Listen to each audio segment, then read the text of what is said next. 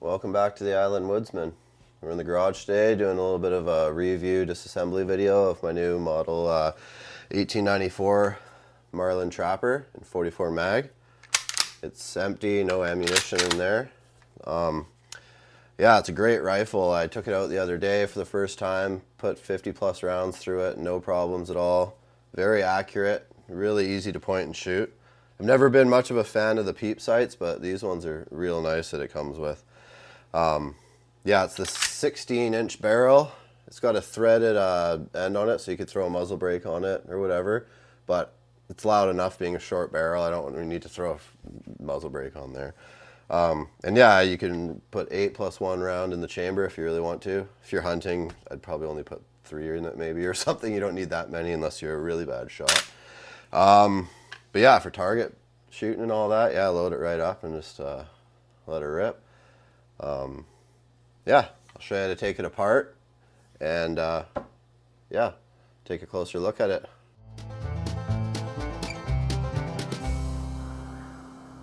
I'm going to break it down and clean it. So to do that, you got to take this little bolt out or screw out here. You can get, or hold on, I'll get another angle of that. Get that little screw out here. You leave it at about that position, and then the lever should drop out, and then you can slide the bolt out and pull the extractor out.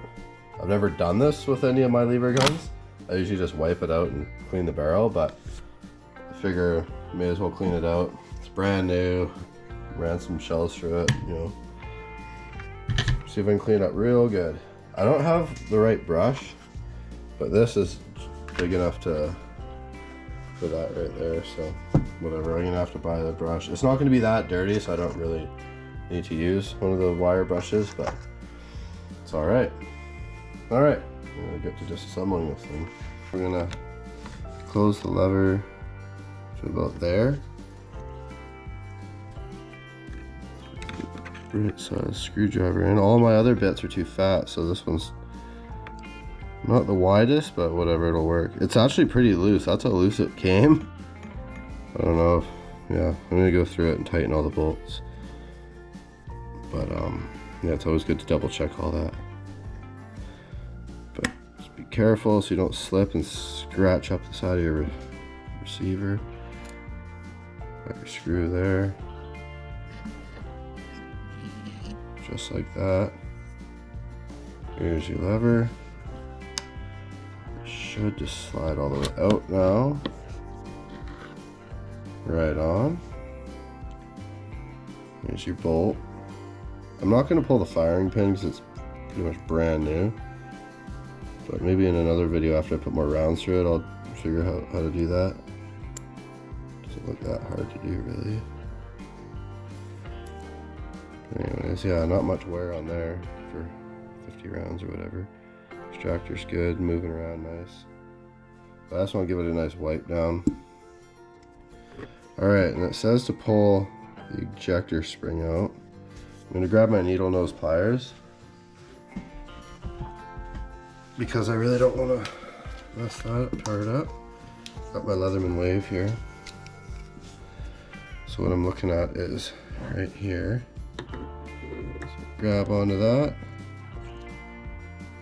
There's a little, you might be able to see that little nipple there fits right into that hole.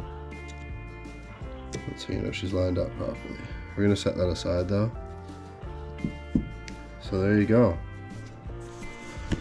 Here's your the internals of the chamber. I'm not gonna pull the stock or anything crazy. Like you can if you really want to clean that assembly, but I don't know if you'll be able to see through that bore.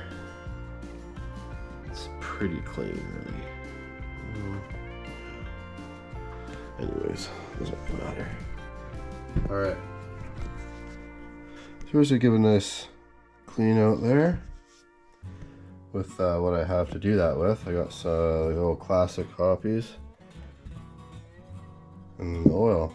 I don't know if it'll do the same with this, but I know with my Browning, if I got anything on the laminate stock, it would stain it white, or you get like this weird coloring on it. So I'm going to avoid getting any of this cleaner on the stocks. But yeah, all right, switch back over to the other camera now and start cleaning. So I happen to have a piece of paper towel right here because I forgot to bring that out. I'm just gonna wipe the lever down.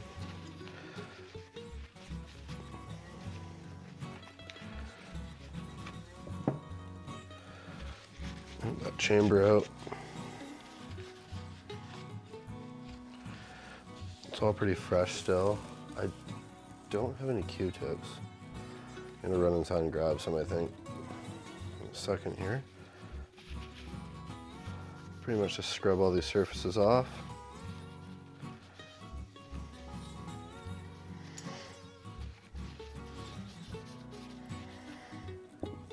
Yeah, I'm pretty excited for this upcoming hunting season because I'm going to be using this to walk like dense tree lines and stuff and hopefully bump some deer out. I might shoot a spring bear with it.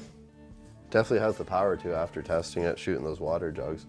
I couldn't see it not working on a big black bear. But yeah, I'm stoked on this. I've missed having a lever gun for quite a while now, so this should do the trick. I'm gonna go grab some Q-tips and I'll be right back. All right, got Q-tips. So, let's get all those little nooks and crannies in there.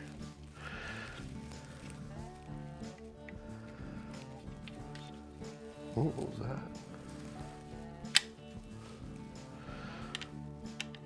I don't know what that was. A little part in there just dropped down.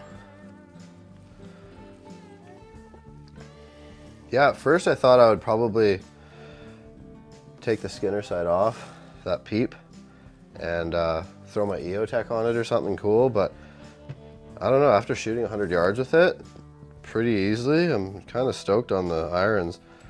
Because, you know, I want to use it for when it's just like an absolute downpour and you don't want anything to fog up or have raindrops all over it and not be able to make a shot.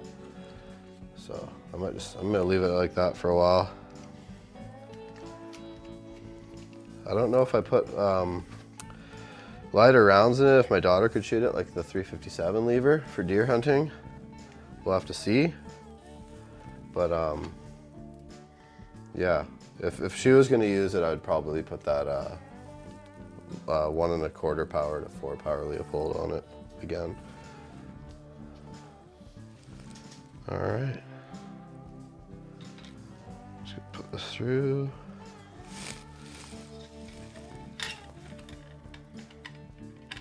Not scratch up the end. All right, wasn't very dirty. I might just run some oil through it. Take a look through the light. Oh yeah, it's pretty darn mint there. Yeah, I think I'm just gonna put some oil on this, run that through. This little brush or whatever you want to call it, it's pretty thick, so I won't be able to put a patch through or anything, so I'm just gonna run this thing through a few times, call her good. That one pass made it pretty much like a mirror inside again, so I'd say that's probably good. Yeah.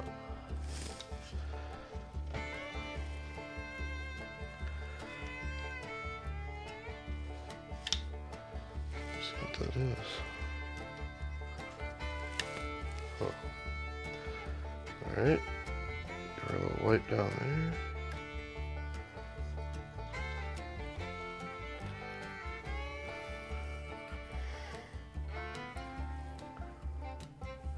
Yeah, if you're thinking about picking one of these up, I would definitely recommend it. They come in quite a few different calibers too, which is sweet. I saw there's a 10mm, 357, 44, and I'm sure there's a 30-30 as well, and 45-70.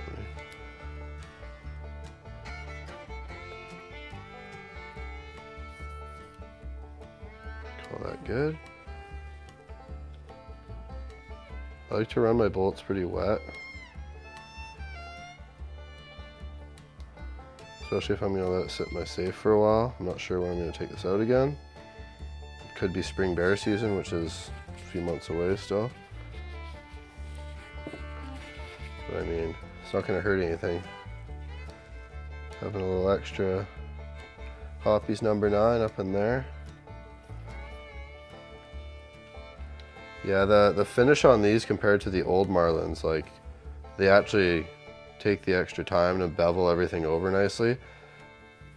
Like, everything's got a nice edge on it. The receiver, there's no sharp burrs on anything. My other, my guide gun, it was like super sharp. It would cut, mine, maybe I just got a crappy one, but when you go to rack it, it would cut into your hands. So I took it like 1000 grit and just sanded every edge down. But yeah, still worked fine though. That was a really nice rifle. I don't have it anymore. I wish I did, but. Okay, so there's that. I'm hoping this goes back together easily. Put that in there. Pull the hammer down a bit there to clear it. All right, I think that's where I had it last.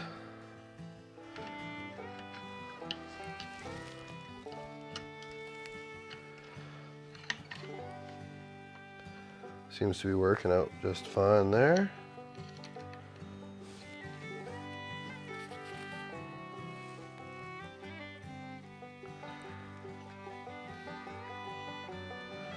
Give that an extra snug there because she was pretty loose. Make sure it doesn't feel all janky. Yeah. All right. I'll probably just give it a wipe down with a little bit of like a light oil. Some of this paper towel.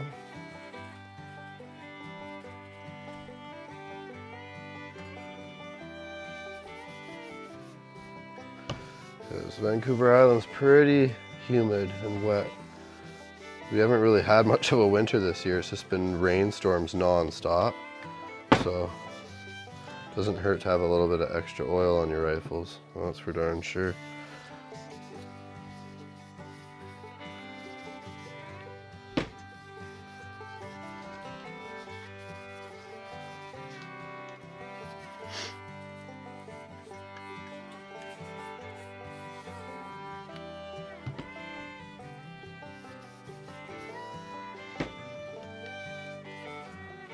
And there you have it. I'll probably wipe some of that excess off so it doesn't drip on anything.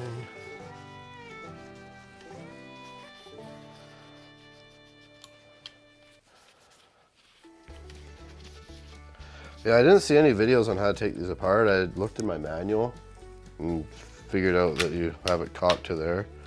Oops. That you pretty much have that much space in the receiver. Then you'll pull this out.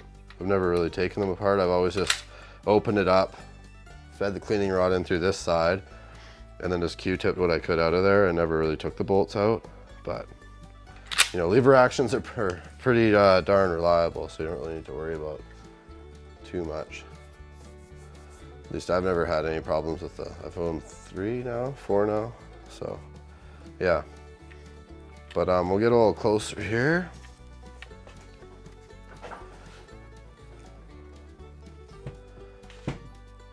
All right, so here's the pick up there, Skinner Trapper sights. So you can take this aperture off. I'm just gonna cock this, still empty, right? Empty. This little aperture unthreads, and you can put a smaller one on. So that's pretty wide opening. Now this one's actually like not bad for being a pretty large aperture. You could still, like, I was hitting the 100-yard plate no problem.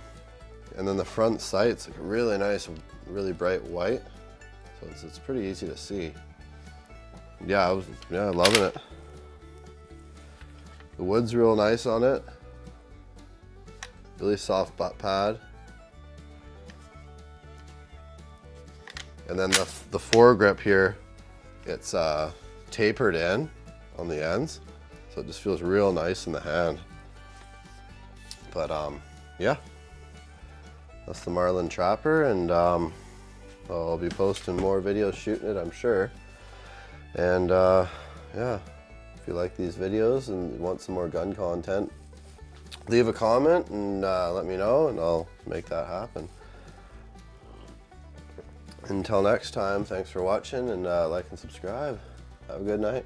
If you enjoyed this video, make sure to hit that subscribe button and check out my other outdoor videos. I try to post weekly bushcraft, hunting, and camping videos. Thanks for watching, and I'll see you next time.